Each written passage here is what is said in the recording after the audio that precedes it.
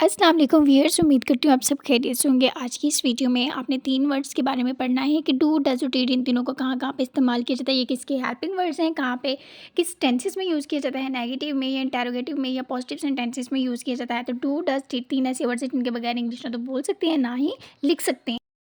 इनको ना समझा जाए तो सबसे ज़्यादा गलतियाँ इन्हीं सेंटेंसेस में होती हैं जिनमें डू, डज़, डिड को इस्तेमाल किया जाता है। अगर आप जानना चाहते हैं कि डू, डज़ और डिड को कहाँ-कहाँ इस्तेमाल किया जाता है, तो अहम बात जो आपके लिए जानना बहुत ज़रूरी है, इस वीडियो को एंड तक देखें, कंप्लीट देखें और लास्ट भी आपके लिए एक एडवांस फॉर्म का सेंटेंस स्ट्रक्चर बनाना भी आपको बताया जाएगा और उसके अलावा आपके लिए क्विज़ भी है, जिससे आपकी प्रैक्टिस होगी।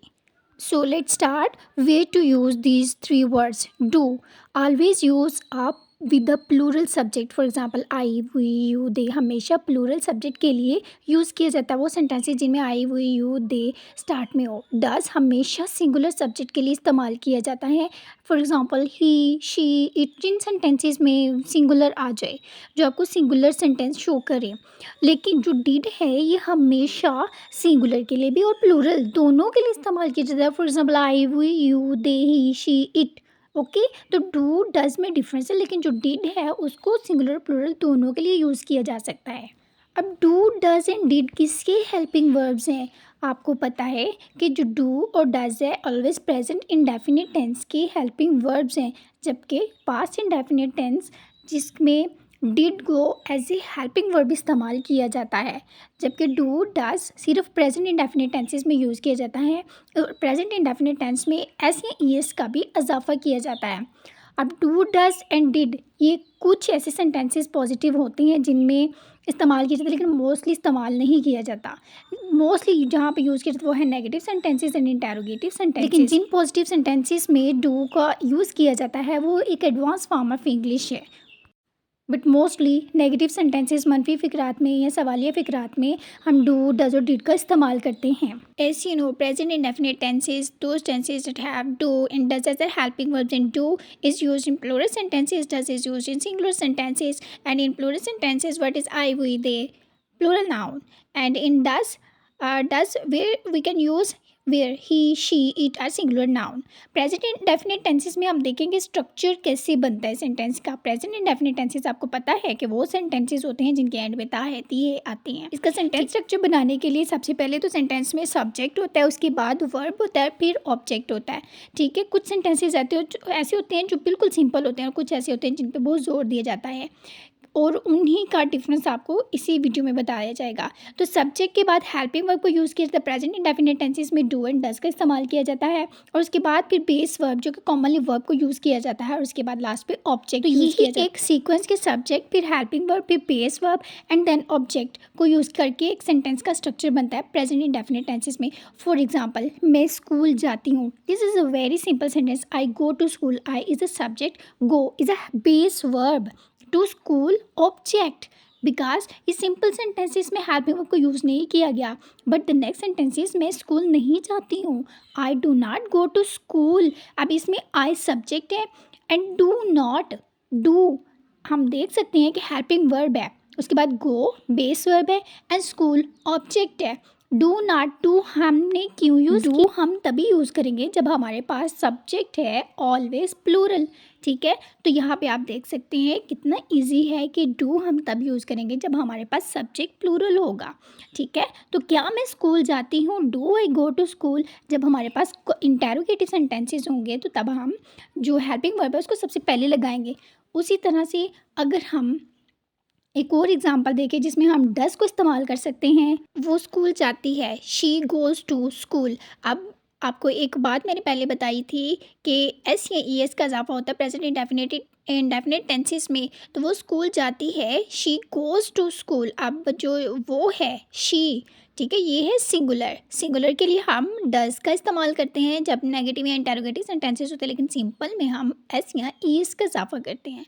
सो she goes to school, this is use for simple sentence, वो स्कूल नहीं जाती है। She does not go to school, अब इसमें क्या है कि शी सब्जेक्ट है सिंगुलर। इसी तरह अगर हम पास्ट इंडेफिनिट टेंस के स्ट्रक्चर की बात करते हैं तो इसमें ऐसे सेंटेंसेस होते हैं जिनके लास्ट पे अलिफ, छोटी था, आया हो। तो इनका जो सेंटेंस है वो भी सेम वैसे ही है, बस थोड़ा सा डिफरेंस होता है कि इसमें सब्जेक्ट और वर्ब और फिर ऑब्जेक्ट वैसे ही है, लेकिन इसके हेल्पिंग वर्ब चेंज होते हैं। और उसके अलावा इनमें सेकंड फॉर्म को यूज़ किया जाता है इन सिंपल सेंटेंसेस। तो हेल्पिंग वर्ब्स में डिड को यूज़ किया जाता है, जबकि जो बेस वर्ब है जो कॉमनली वर्ब को यूज़ किया जाता है वो है सेकंड फॉर्म। तो ऐसे सेंटेंसेस जिनमें जिनके लास्ट पे ता, था या फिर छोटिए, गया, इस तरह के सेंटेंसेस हो जिनके लास्ट पे ता है, ती है नहीं, बल्कि अलीफ छोटी है बड़ी हो, तो वो पास्ट इंडेफिनिट टेंसेस होते हैं और उनमें डिड का इस्तेमाल किया जाता है help as a helping verb. लेकिन बेस वर्ब जो है वो second form of verb use की जाती है। फॉर एग्जांपल यहाँ पे गिवन है, मैं स्कूल गया, आई वेंट टू स्कूल। अब ये एक सिंपल सा सेंटेंस है, इस वजह से इसमें हेल्पिंग वर्ब को यूज़ नहीं किया जाता, सिर्फ सेकंड फॉर्म को यूज़ किया गया, आई वेंट टू स्कूल। अब यहाँ पे कुछ और भी सेंटेंसेस देखेंगे जिनमें आई हुई, यू, दे हूँ, क्योंकि पास्ट इंडेफिनिट टेंसेस में जहाँ पे डिड यूज़ किया जाता है वहाँ पे सिंगुलर प्लूरल दोनों सेंटेंसेस में इस्तेमाल किया जा सकता है। शी कुकड फूड, उसने खाना पकाया, इसमें भी सेकंड फॉर्म यूज़ की गई है। उन्होंने फिल्म देखी, दे वॉच्ड अ मूवी, उन्होंने मूवी देखी, ठीक है। लेकिन इसमें यह है कि सेकंड फॉर्म यूज़ की जाती है। ये बहुत सिंपल सेंटेंसेस है, लेकिन जो एडवांस फॉर्म जिसके बारे में मैंने आपको वीडियो के स्टार्ट में बताया था, डैट इज़ वो सेंटेंसेस जिन पे बहुत जोर दिया जाता है, उन सेंटेंसेस में हेल्पिंग वर्ब्स को यूज़ किया जाता है। अदरवाइज सिर्फ नेगेटिव और इंटेरोगेटिव सेंटेंसेस में डू, डज या डिड का इस्तेमाल किया जाता है। लेकिन जो ऐसे सेंटेंसेस होते हैं जिन पे बहुत जोर दिया जाता है, उनमें डू, डज, डिड का इस्तेमाल किया जाता है। फॉर एग्जांपल, मैंने वाकई अपना काम मुकम्मल किया था, did finish my work, I did, मैंने वाकई अपना काम मुकम्मल किया था, उसने वाकई माफ़ी मांगी थी, ही डिड अपोलोजाइज, उन्होंने वाकई आपका साथ दिया था, दे डिड सपोर्ट यू। तो ये थी एडवांस फॉर्म ऑफ सेंटेंसेस जिसमें ज़ोर दिया जाता है और फिर भी उसमें हेल्पिंग वर्ब यूज़ किया जाता है। जबकि कुछ पॉजिटिव सेंटेंसेस है जिनमें डू, डज, डिड का इस्तेमाल नहीं किया जाता है इन सिंपल सेंटेंसेस में। कुछ मनफी फ़िक्रात और सवालिया फ़िक्रात ये अलग हैं। मनफी फ़िक्रात का जो सेंटेंस स्ट्रक्चर है वो कैसे बनाया जाता है कि सबसे पहले सब्जेक्ट यूज़ किया जाता है, फिर कॉमन बेस यूज़ की जाती है, बेस वर्ब यूज़ किया जाता है एंड देन ऑब्जेक्ट। जबकि सवालिया फ़िक्रात यानी इंटेरोगेटिव सेंटेंसेस में सबसे पहले कि डिड हेल्पिंग वर्ब को यूज़ किया जाता है, चाहे वो पास्ट हो प्रेजेंट हो, उसमें उसके हेल्पिंग वर्ब के अकॉर्डिंग हेल्पिंग वर्ब सबसे पहले यूज़ किया जाता है, देन सब्जेक्ट यूज़ किया जाता है, फिर वर्ब यूज़ किया जाता है, उसके बाद ऑब्जेक्ट और लास्ट पे इम्पोर्टेंट क्वेश्चन मार्क यूज़ किया जाता है। तो मनफी फ़िक्रात में डिड नॉट यूज़ किया जाता है, ऑलवेज नॉट। जब डिड नॉट यूज़ किया जाता है तब first form of verb use की जाती है, मैंने आपको नहीं देखा, I did not see you. ये मनफी फ़िक्रात का एक सेंटेंस है, ठीक है। I did not see you यानी मैंने आपको नहीं देखा, उसने मुझे फ़ोन नहीं किया, ही डिड नॉट कॉल मी। इसमें ये नहीं देखा जाता है कि ये आई, हुई, you, they, he, she, it के साथ डिड को यूज़ किया जाता है, बल्कि सबके साथ यूज़ किया जाता है।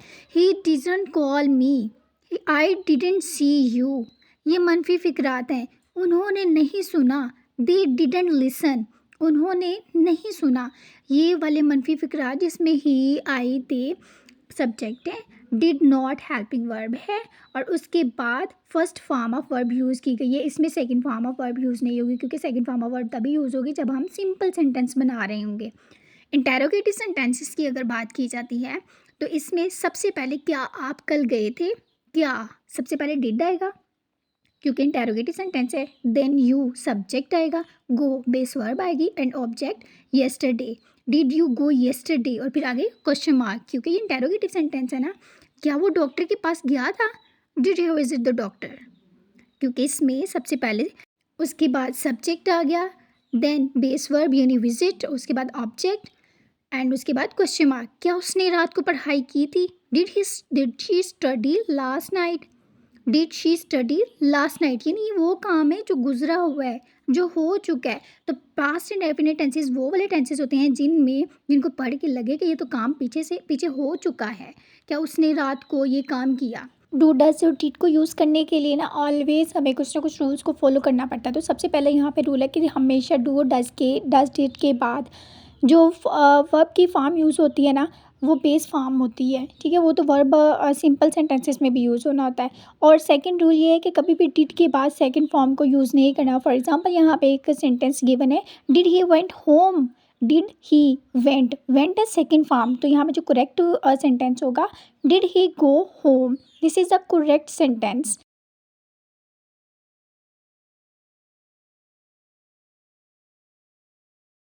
And at last, this is a short quiz for your practice.